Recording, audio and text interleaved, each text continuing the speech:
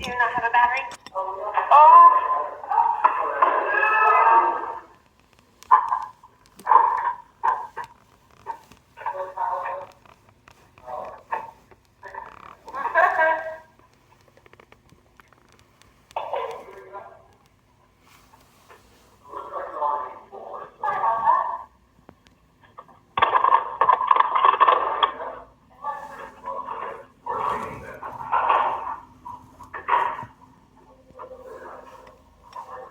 Sorry about that.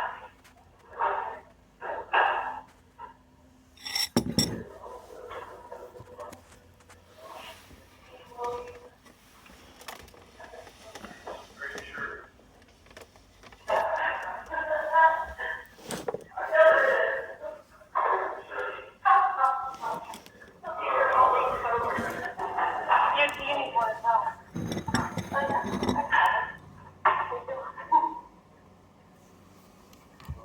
Sorry about that.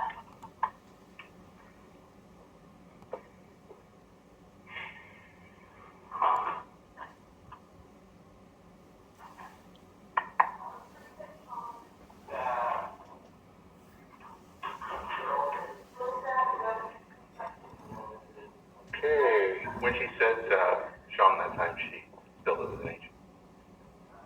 She spelled it S-H-E-A-N. But sure. Sure. Okay, I think we're ready to go now.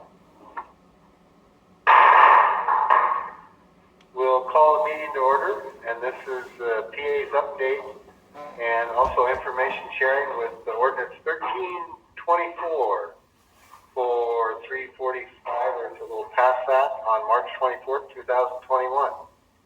And Tammy, could you recite the Zoom guidelines? Sure. This meeting is streaming via Zoom. For those meeting in person, please remember to turn on your mic and speak directly into the mic when talking. For those joining us via Zoom, please remember to mute your phone or device when you are not speaking. If you forget to mute your phone or device, we will mute you. You will hear a voice saying you have been muted, and if you hear that voice, it is because we could hear background noise. For questions during the meeting, please raise your hand. If you're not able to raise your hand, please wait until the commissioners ask for questions. Okay, let's see. At this time, we'll go ahead and do introductions around the table. Gary Stamper, Lewis County Commissioner. Elizabeth Pollock, Lewis County Commissioner. Sean Swope, Lewis County Commissioner. Eric Reisenberg, Lewis County Prosecuting Attorney's Office. Eric Martin, County Manager.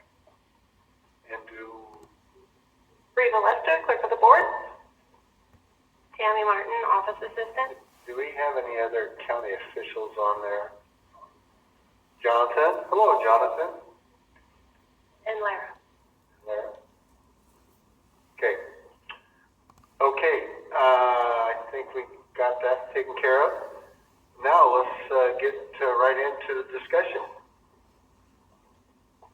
Okay, well, the reason I asked this meeting to be put on is I wanted to give you some updates about further information our office had received, specifically a legislative update and an update about the city attorneys.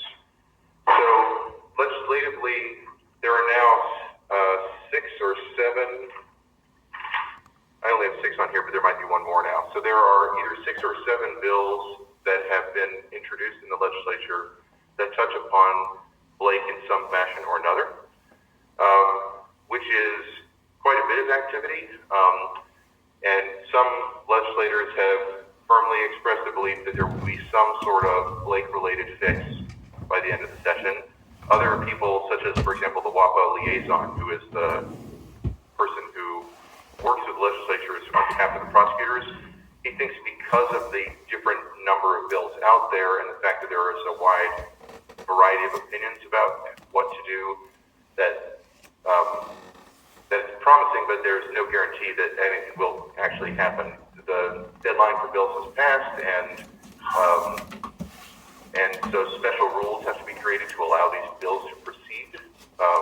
And it's a lot to do in a month left when they're already working on the budget, which is a very complicated process. So I think that it's promising that there's quite a bit of activity there, and it's very possible that there might be some sort of Blake fix from the legislature of some type, but it is not a foregone conclusion. So I want you to know that. And the next thing I wanted you to know is that our office has been in conversation with the city attorneys of several cities related to the proposed bill, and at least 3 of them have expressed skepticism about the fact that the ordinance as written says that it applies inside the city limits and then affords an opt-out. 2 of the city attorneys at least have expressed an opinion that they don't believe it's lawful to do that. And one of them has real reasons for it, and she explained those to the other city attorneys.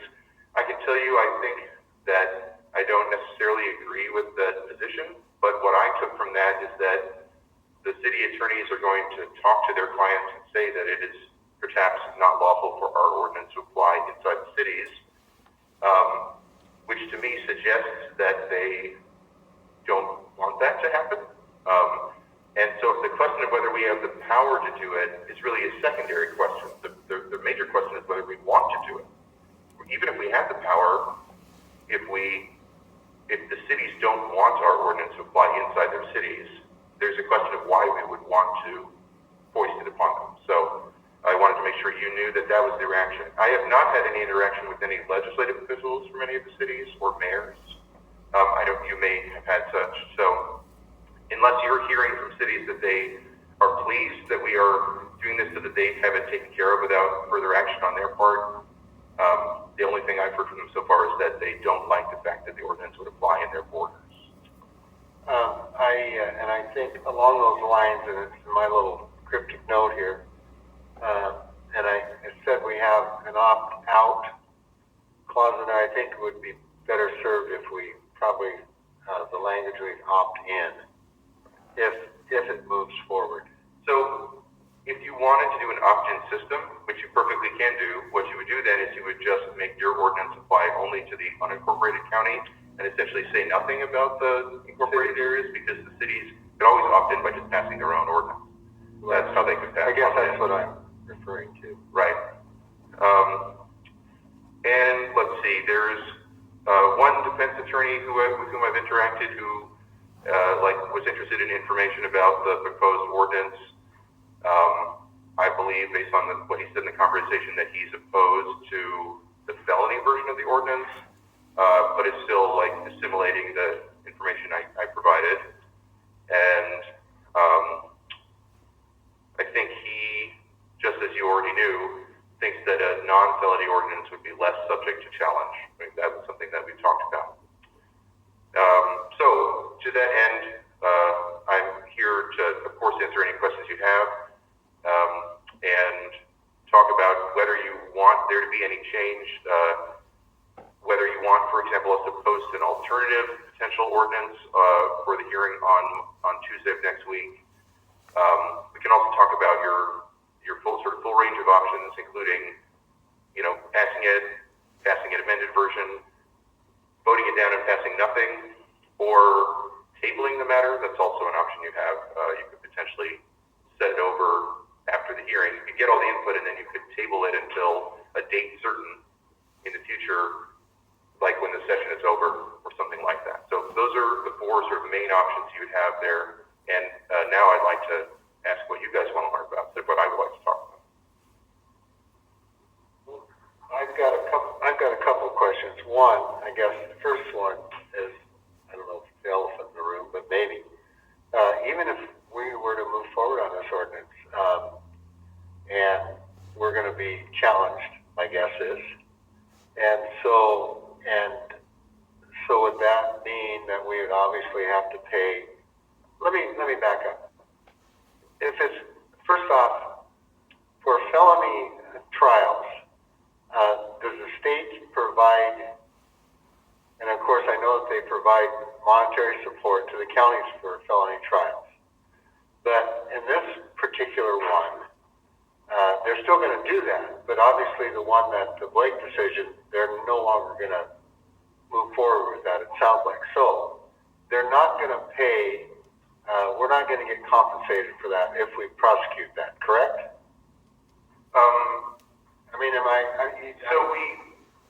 But let's put it this way: the state contributes to the salaries of Superior Court judges, for example, and the prosecutor's office. Yep.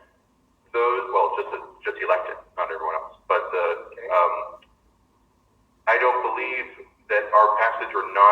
passage of this ordinance would affect that. So they're still going to be giving us the money that they currently give us to help pay for the cost of the state court, which is the Superior Court of Washington. The county typically bears the brunt of all the costs related to the criminal prosecution at the trial court level, including if the person is in the jail, like all the costs of the personnel, et cetera. If the person is convicted and they were sentenced to a jail sentence, we would pay for it because that's how it usually works. Correct. And also attorneys, right? Right. We typically pay for that So, too. It looks like Jonathan has his hand up. He might want to so weigh can in. I ask this question though before I forget it, which I think I've already forgotten, but I'll remember it later. We know that it's probably going to be challenged. And my second part of that is probably to you and Jonathan. I would think that the prosecutors would take his organization, your organization would take a very, very strong stand on supporting this if they want to support it. So I guess I'm interested to hear from you and Jonathan on what their position is right now. You mean about whether there should be a felony Correct. penalty or there should be an ordinance at all? Or there should be an ordinance at all. Okay. Well, John, you had your hand up. Do you want to answer that or you want me to answer that? Oh, I can go ahead and answer. So, as to the monetary portion, I think the main part of Commissioner Stamper's question was going towards incarceration, and Yeah. I don't think that that's going to remain. I don't think that's going to be changed at all because the statute's fairly clear that if anybody serves less than a year, it's on the county dime. If anybody serves more than a year, it becomes the state dime as long as it's on a felony matter. And that's because they would get shipped to DOC. So I think that would remain unchanged. As far as WAPA's position, we still trying to get through kind of all of the ramifications of Blake. I believe that everyone agrees that an ordinance can be passed. An ordinance. Jonathan, breaking up here, Jonathan. Jonathan? Oh, maybe I should quit walking. You're breaking up. Yeah. Where we stopped hearing you, John, was when you said everyone agrees that an ordinance blank. Oh, so everyone agrees that an ordinance can be entered. There's maybe a couple that argue that it's preempted by the statute, but most are in agreement that a statute or an ordinance can be enacted. Grant County enacted a gross misdemeanor ordinance. However, my understanding is they're in the process of changing that to a misdemeanor because gross misdemeanors are not an option for counties. And that's one of the law. And so it would either be a misdemeanor or not agreement within WAPA as to the ability to enact a felony. That's all I have. Because he broke up again, I'm going to summarize what I think he said, which is Grant County enacted an ordinance that's a gross misdemeanor. I asked them, how did they do a gross misdemeanor? And they realized, whoops, it should have been a simple misdemeanor. They're going to change theirs to match. WAPA is, I believe, in relatively widespread agreement that an ordinance is permissible. WAPA is not. I mean, it's not in widespread agreement that a felony is permissible. That is something that our office has researched and that other counties have either not weighed in on or I think maybe there's one person who's indicated that they disagree. The city of Marysville, which has an ordinance as well, used the non-felony option. But cities are allowed to do gross misdemeanors. Theirs is a gross misdemeanor. So that, but I also agree with John as well that in terms of cost of incarceration, I don't quite see why the normal rules wouldn't apply. If it is the case that it's allowed to be felony at all, it would seem like the normal rules about felony incarceration and financial responsibility would apply as well.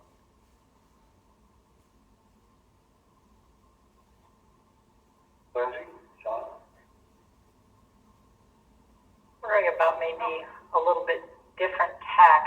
Is there an opportunity to make possession an aggravating factor when they are arrested for some other situation? or crime, I should say, sorry. Only if we wanted to define that other crime in our code as well. Because, so the penalties for other crimes are either defined by state law or our code, right? If they're state law crimes, there isn't any way for us to attach further penalties to those crimes unless we want to make our own crimes that are comparable. So if we wanted to have possession of any kind of controlled substance be an aggravating factor on some other type of crime, we would have to put that other type of crime that we're interested in our code and then make possession an aggravating factor. But that would essentially be creating a new crime that was whatever the other crime, let's say theft with possession of controlled substances. You would be creating a new crime that had different elements, theft elements plus a new element of possessing a controlled substance. That would then mean that it doesn't match any particular state crime, probably, which would probably then mean that you were limited to a misdemeanor penalty. That wouldn't be much of an aggravator because the existing penalties for theft are actually higher than that, depending upon how much you steal. I think the only thing that I would like to do is talk about amending the resolution to have, instead of a sunset, to have a review. So that way it doesn't invoke another hearing process. So that's probably the only thing at this point. Thinking that if we opted to discontinue the sunset provision, that I think we should really strongly look at misdemeanor as basically a placeholder until we see what the legislature does. I think it's going to be difficult to be in a situation where we are perhaps jailing somebody for a felony, and then all of a sudden the legislature says, oh, no, we're not going to have that be a felony level crime. Then I'm actually talking out loud here, wondering where we're sitting civil liability wise. If we know that the legislature is looking at it, we come in with something really heavy, an onerous jailing, and then turn around, legislature does whatever they do, if they do, and we end up with somebody that's been sitting in our jails for who knows how many days, and they say, hey, I want a civil remedy for this. Well, okay, so there's two things going on with that. Number one, an important part of the analysis of that type of hypothetical question is that it is, in my opinion, very likely that a misdemeanor ordinance would be permissible. And as currently drafted, and as would be probably in any draft we pass, there would be a provision that says that if the penalty we set as a felony is too high for it to be lawful, then the penalty should be deemed to be reduced to the maximum lawful penalty, such as a misdemeanor. That would mean that it's still a crime, even if the penalty is too high. So the idea that you arrested or prosecuted someone for something that is in fact a crime, and it's lawful for it to be a crime, even if the penalty turns out to be wrong, it's not malicious prosecution. And it's not a violation of constitutional rights because it is in fact a crime that is lawfully allowed to be a crime. So that's the theory, that it would be that they would not actually have suffered any damages. They would get any potential felony sentence overturned, but it was still a crime. They would just have to have the penalty reduced to the lawful quantity of punishment. Another thing here I've got. So, with the, it sounds like to me like most of the cities are somewhat skeptical of this. And so, I wouldn't say that they're skeptical. I know the two attorneys. I've talked to city council members and people in both of those communities that represented, and they are for. I've been asked several times about it, so I don't think there's skepticism. It's just more of the cities want to make sure that we're not. It's like the state coming in and telling us we have to do X, Y, and Z. Well, as a county, we don't want to tell our cities to do X, Y, and Z. They want to be able to say, yes, we support what you're doing. We want to join the team on that. So that's the impression that I've gotten from a lot of them. I mean, just even this morning had a member ask me where we're at on things. so I guess then probably the opt-in clause would probably work best, maybe, rather than make it countywide and opt out. Anyway, get back to my question though. Because if we have, I'll call it a patchwork, for lack of a better term, in our cities, and I know that all the cities support, prosecuting people that are doing bad things and making poor decisions. But with that, is that going to create an issue if some cities say, hey, especially when it comes to enforcement, and we know that a lot of times crimes are committed outside the city limits, and they end up inside the city limits. And again, I know that Sheriff Snozzle will probably have some comments on this. I guess what I'm also thinking about is enforcement.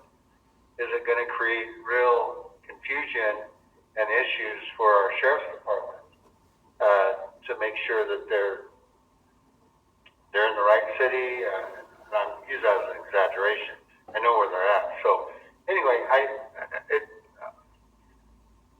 I guess that's the issue I have with this whole thing, is the fact that we're in charge of the counties basically.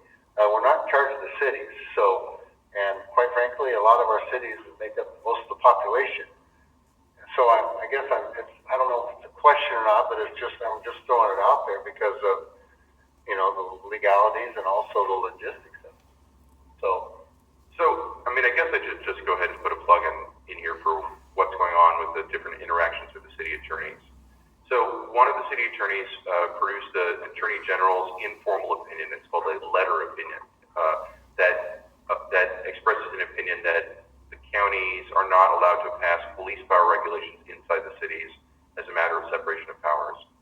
Having done the research I did initially to even propose what's proposed here, there's some really, I think, obvious questions that opinion raises for me because it's inconsistent with some of the stuff that I saw. One of the things it's most clearly inconsistent with is the fact that once upon a time the cities had boards of health and they were abolished, and now there's one board of health and it's the county board of health. And the board of health passes things that are obviously police power regulations. That's what health regulation is. It's police power regulation. So the idea that the counties lack the power to pass police power regulations inside the cities, I think, is not ultimately correct. But again, it doesn't really matter if the issue is one of respect. We can say we could sit as a board of health at the same time as we sit as the commissioners and pass a misdemeanor, because the board of health only has misdemeanor powers. You could pass a misdemeanor version of the regulation that would apply uniformly across the county, including in cities, under your board of health powers. It seems very likely to me that that's lawful, but it is not as respectful to the city's sovereignty as not doing that. And so if you are interested in giving them that space, my suggestion would be to do an ordinance that applies only to the unincorporated county. It'll be clear to the sheriff's deputies, who mostly work only in the unincorporated county, that when they'll be able to do it and when they won't. They're used to that. Most county code provisions that they might encounter are like that. And I would say we should just be silent then about what happens in the incorporated areas, and the cities will pass something or not pass something as they see fit. To the extent that that's not equal treatment across the whole county, I think that's a shame. But that is actually how lots of laws work. You pass them in the areas in which you have the power to pass them, and they don't apply in the areas outside of those areas. So, Can you explain to me what a Class 2 civil infraction is? Under our code or under state law? I guess it would have to be under state law, since Senator Dinkra's proposal is a Class 2 civil infraction. It probably has to do with the level of fine she's talking about. I don't actually recall the classes of civil infractions being something that actually makes a lot of sense in infraction practice.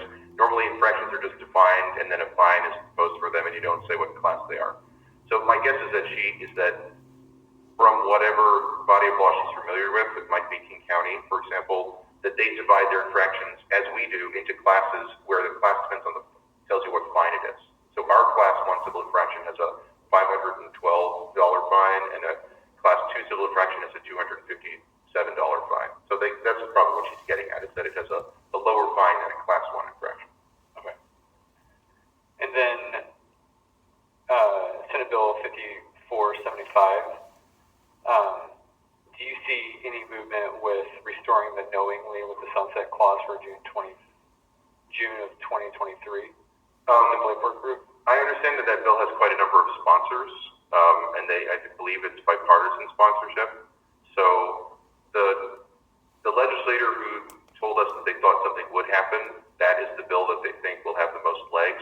However, Senator Dingra is the head of the Senate Blake Committee, Right. and is from the ruling party, and that bill also has quite a bit of momentum. So, so I don't know. It's interesting because that bill doesn't even, when you start reading it, just you creating certain amounts, and you have to have a forensic person to be able to determine how many amounts. I don't even know how that gets support. I mean, it just seems like so much work that would go into hers. Well, it's interesting. I mean, I think the bill he's talking about, in case you don't know, Senator Dingra is the head of the Blake Committee. She didn't support the bill that, for example, Senator Braun supported, that just said knowingly, because she was proposing this other bill, and that bill is sort of attempts to actually take the next policy step forward as well. It creates a personal use, a carve out from controlled substances crimes, so that it is not a crime to possess personal use amounts. And it proposes personal use amounts for several different types of drugs, and then authorizes a committee to come up with personal use amounts for other types of drugs. And then it goes ahead and proposes changes to the controlled substance law, so that if you possess in that amount, it's not a crime. And then it does other things, like it includes a section that says the state will be responsible for the financial reimbursement or refunds required as a result of the Blake decision. So it attempts to sort of be a kind of full service, both retrospective and prospective bill on the subject. Whereas the other competing Senate bill, which has all the sponsors as I was describing, is much simpler. It just inserts the word knowingly into the statute, and it has a sunset clause in 2023 to force them to take action again within the next 3 years. And then it creates a work group to study the issue to figure out what they should do next. So they're very different types of approaches, in that the first bill attempts to solve the problem now, and the second bill attempts to shore up the existing status quo while they figure out a solution to the problem. There are also 4 bills in the House that are totally distinct. I mean, one of them makes no attempt to change anything related to simple possession and just increases the penalties for delivery and for sale a lot, like on a sort of a scare them kind of idea. There's just a big range of different ideas about what to do. But I think a lot of attention is being focused on the 2 main Senate bills, because they seem to be the ones that are the most like sort of comprehensive or genuine possibilities that you could do that, and it would be a real addressing of the problem. Does 76 have bipartisan support? I have no idea. I do know that the Prosecutors Association was consulted and has been in contact with Senator Dingra, because she is the head of the Blake Work Group, and because they knew she was going to be proposing a bill. So that's why that one has a lot of momentum, is that it is the group that they formed helped fix the problem. This is their proposal. So, Commissioners, Shelley has her hand raised. It's general public. No, at this time, we're not going to take any public comment or questions. We will, during the hearing process, we will have those. So we apologize, because we've got other meetings we have to attend. So because of, my question is, because of other crimes that have been committed, there will still be access for people to enter into the drug court. Is that also was that clear on that? Did we get a? No, I mean, Judge Toynbee kind of alluded to that. That's 100% true. I mean, okay, you do not have to be convicted of simple possession to have access to drug court. I think he was attempting to tell you, as a matter of fact, independent of any policy decision you might make, he's very concerned about the ethics of him expressing a viewpoint on that. As a matter of fact, there are lots of people in Superior Court charged with many crimes that might have some connection to controlled substances, and they could go to drug court on those, even if they don't include an actual charge of simple possession. Okay, Can you explain to me what a forensic navigator is? So, as I understand the basic idea of Senator Gingrich bill, because that's a feature of her bill, if you encounter a person who has personal use, possession, or personal use quantities of a drug and they're in possession of that, it's not a crime. So you can't arrest them, of course, because it's not illegal.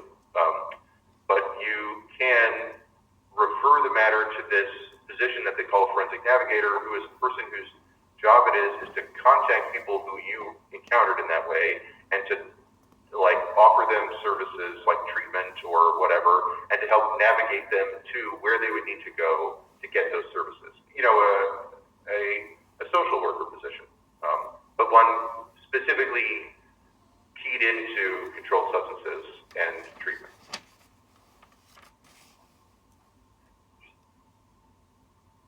any other questions?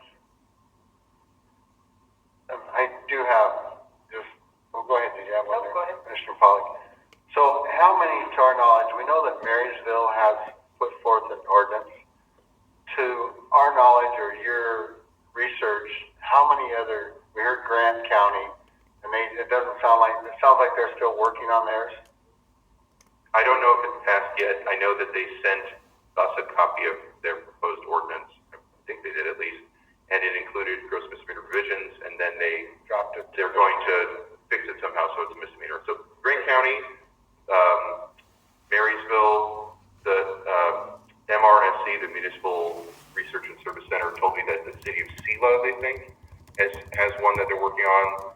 We have, because people knew that we were working on one, that we have received several inquiries from other prosecutors' offices that let them look at it, so I've sent those around.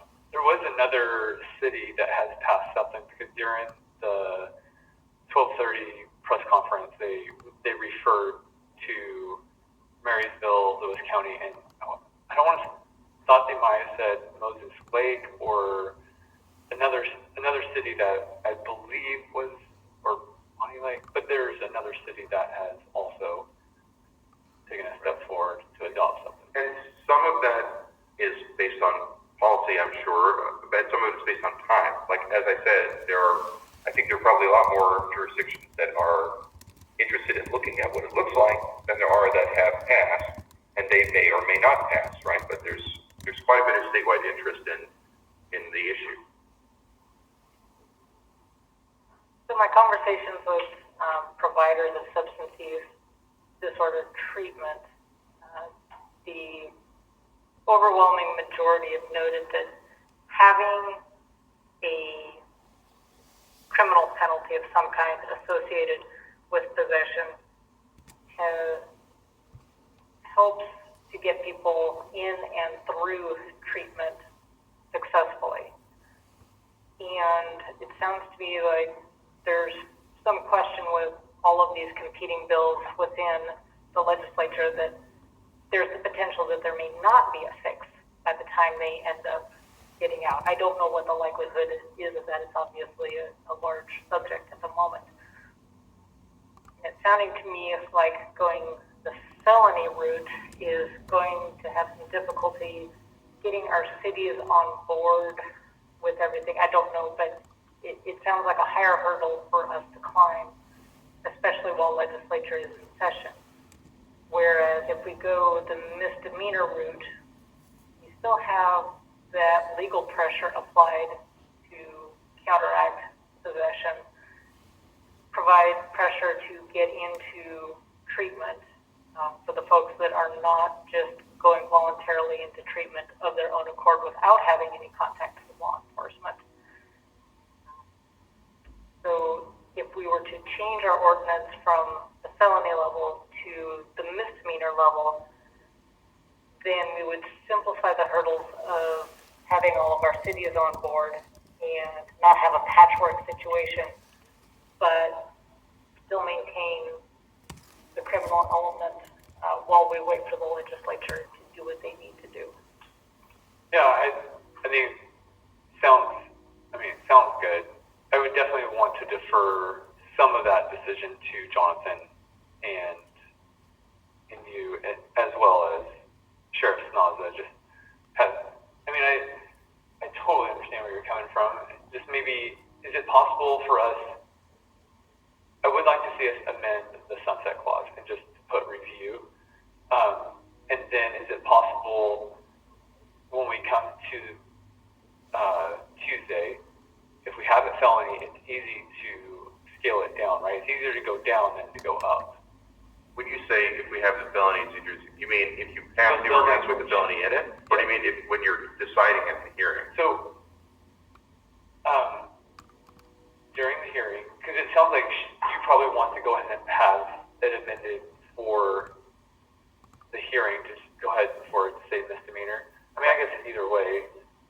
I guess Can I that's put fine. pause here for just 1 second? Yeah. Because we have already published to packet writer and we published in the paper the proposed ordinance that we had. In my opinion, it would be a mistake to not have that one still publicly available by the time of the hearing. So my suggestion would be to have another version of the ordinance, an amended ordinance, available, and then you can be getting, as you know, we specifically asked for comments about the proposed penalty in our publication, asking for comments on that. So it's totally within the scope of what the public knows you're going to be deciding at the hearing, that you might decide to do the misdemeanor or make other small changes. I can publish a proposed draft that would look different because it's been edited to be a misdemeanor only version. Instead of just getting rid of the felonies that are in there, I think it would make sense to sort of nip and text some of the other stuff that goes with them, like there's explanation as to why a felony is possible. We can get rid of that, stuff like that. So I could have an amended ordinance that's a misdemeanor only version, and that doesn't have the provision about applying within the city limits. And we can have that there. I can also, and that amended version could also not have the sunset clause. I'm trying to make this easy for you at the hearing, because you also have the right to just nip and tuck right at the hearing, right? You could say, Yeah. theoretically, I like option 2, I vote to substitute option 2, but however, I further move to amend it to do blah, blah, blah, and you could tweak it at the hearing. It's just that's oftentimes something that you don't prefer to do. So I just want it to be what you want it to be. Right. And we can also, correct me if I'm wrong, we can go through the hearing process and table it and then wait to see what the legislator does and then pick it up afterwards if they don't do anything. That's right. And the way that you table it, there's 2 different ways to buy time. One way to buy time is to affirmatively say someone moves to table it to a date certain. If you do it that way, you do not have to republish if you don't want to. And the hearing is just adjourned to a different date, and then you can re-pick it up at that time. But you would, of course, in my opinion, you want to have it on the normal notices and stuff like that. You might even consider doing another resolution where you remind people that that hearing is coming up, but you wouldn't have to republish in the paper. Another way you can buy time that's not that way is that you could vote it down, or there could be no motion about it at all. It could not pass. If it doesn't pass and you don't table it, then anytime you want, you can reintroduce the ordinance, and you just do the normal process again. You do a notice, you publish in the paper, and then you have a hearing on it. That's also an option, right? But you have to pay to publish it in the paper again. So those are both options, and you can do whatever you want to buy time. Buying time is quite easy. If it doesn't pass, you bought time. Right. Jonathan's got his hand raised. So just briefly on a couple of issues, the sunset clause, in my estimation, does nothing. The ordinance, I don't want to say it's a waste, but there's no question that the legislature is going to do something. The question is when. The problem is if we wait for Olympia to address the issue, we may be waiting for a while. So my suggestion is that we have the hearing on the 30th, and then we table a vote, or the board tables a vote until the session is over, so we can see what, if any, action is going to be taken. After speaking with some people today, I am much more optimistic that there will be some sort of result reached. And if a result is reached in the legislature, our ordinance, in essence, becomes pointless. So if we're getting closer to a resolution at the state level, even though it may be one we do or don't like, is kind of irrelevant. But if there's going to be action at the state level, then we should wait and see what that action is to determine what we're going to do at the county level. As far as the forensic navigator, unfortunately, the language is very weak in Senator Dingra's bill, in that the only thing that is required of the navigator is to attempt contact. That is it. I have heard that there may be a possibility of some deferrals of a couple of possessions, which in my mind look like we see in the juvenile system, where a referral is made, they go through a diversion process. If they're successful, it never gets charged. So I don't know if that's going to be a possibility or not, but that's certainly something that I would welcome into the law. Jonathan, Lindsay also had a good idea in the sense of just going ahead and scaling down the felony to a misdemeanor, so that way the cities could also adopt the misdemeanor. Do you feel that is a good idea in the language right now, or keep the felony in there and then address it later? Well, and that's gonna take. I guess that's gonna depend on what approach you want to see. A misdemeanor, in large part, is no deterrent, and you have people out there that will say that criminalizing drug possession is not a deterrent and is not effective. I would say those that have successfully completed the drug court program or the DOSA program or the parenting sentencing alternative program would disagree. But the potential of a misdemeanor is not going to be much of a deterrent. Now, if we pass it as a misdemeanor, the cities can decide that's not enough of a deterrent, and they can pass it as a gross misdemeanor if they want. Or we can pass it as a felony, and the cities can say that's something that we don't want to do, and they can pass it as a gross misdemeanor or a misdemeanor. So whatever the county chooses to do, especially if we take the opt-out clause out, it gives the cities the discretion to act on their own. Okay.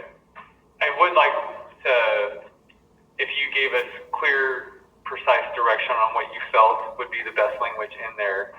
I do think that is important, just since you and Sheriff Snaza, this is your guys' area of expertise. So if you're saying we should go felony and then the cities can adopt the gross misdemeanor, is that what I'm hearing?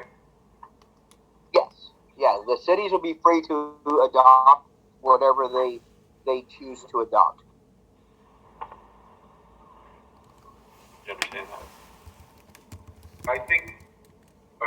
Based on what he said, well, actually, no, I have no idea what he said in that last one because it kind of got cut off. But I do, so it seems clearly the case that he is suggesting that you could get rid of the clause that says it applies within the cities. Then the cities have the maximum freedom to decide to do whatever they want, regardless of what you do. If you do a misdemeanor and they think it should be harsher, they can do a gross misdemeanor. If you do a felony and they think it should be not as harsh, they could do something that's not a felony. So that I clearly got from what he said. Based on my prior conversations with him, I think the reason that John can't give you a direct answer to your question is because there is no one right answer to your question. It depends on your risk tolerance. I think that John has outlined that a felony penalty would do more to allow them to try to change people's behavior out there in the world so that they would do treatment that we think is socially valuable. But the felony penalty is much less obviously legal. Therefore, the ordinance is subject to challenge.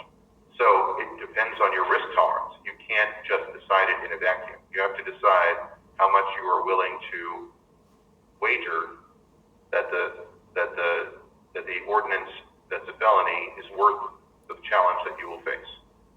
I do wish to point out that even if you do a felony ordinance, it has a savings clause so that it would revert to a misdemeanor ordinance if it turns out that the felony is not permissible, which I believe would save it. But there is some chance that it would not. Okay, any other questions or comments at this time? Okay, again, the ordinance, or the hearing will be held next Tuesday. And at that time, and I apologize to the people, we're always running short. I know that we could take a lot of questions, but at the hearing, you will have the chance to ask questions, and also give comments. So there will be a period of time for that. I would like to, my plan right now is to prepare an alternative version of the ordinance that is simplified so that it's a misdemeanor only, and also trims out some stuff that doesn't need if it's misdemeanor only. It will also remove the portion of the ordinance that applies to the cities, especially in the misdemeanor version. They can just pass their own, not felony. In that alternative version, do you want it to include the sunset clause or not? Again, that's only an alternative to your consideration, so you're not making the decision now. The question is just, what do you want the alternative version to have in it for display? Just let me just address that just for a second. We know that, the sunset clause, we can terminate this ordinance anytime we want. So we don't need a sunset clause, and I think that was Jonathan was talking specifically if the laws are passed. But I know that we have had moratoriums specifically on, I know that when we were going through between District 2 and District 5, we had put an ordinance in, and also it went 6 months, but we were allowed to terminate that ordinance anytime we chose to. So, and we didn't need a hearing, I believe, right? For this one, you would definitely need a hearing. Okay. I would be comfortable removing the sunset clause with the misdemeanor version of the ordinance. So since the alternative version that I'm going to be putting on there for your consideration at that hearing is going to be a misdemeanor version, I'll take off the sunset clause. Do remember that when you get to the hearing, the original version that is still going to be on there will be the felony version. It will have the thing that applies within the cities, and it will have the sunset clause in it, but it doesn't have to continue to have those things. So if you in your discussion in that meeting decide that you opt for the felony version, but you want to delete one of those other clauses, either the in the cities version or the sunset clause, then you will want to ask, and I will walk you through it. In fact, you know what, I'm just going to tell you right now, in addition to posting the alternative version, I will provide sample language to you that you could use to snip off sections that you want to snip off if you so choose. Sounds good? All right. Good. Thank you. And I believe that one last thing to decide, we have this set on again, just in case, on Monday. Do you want to cancel that meeting and just proceed to Tuesday, or do you want to have another meeting on the Monday? I think we could just proceed to Tuesday. Tuesday, yeah. All right, fine with me. Just wanted to make sure that we had all our options. Okay. Thank you. Thank you. I'll see you guys on Tuesday. I'm sure I'll see you before then. But. Okay, again, I'd like to thank everyone for listening. I do apologize for not fielding questions, but at our hearing, though, you will be able to ask questions specifically. So, and they will be addressed. So, thank you. Okay, do I have a motion? Seeing no further business, I move that we adjourn. Second. We're adjourned. Thank you.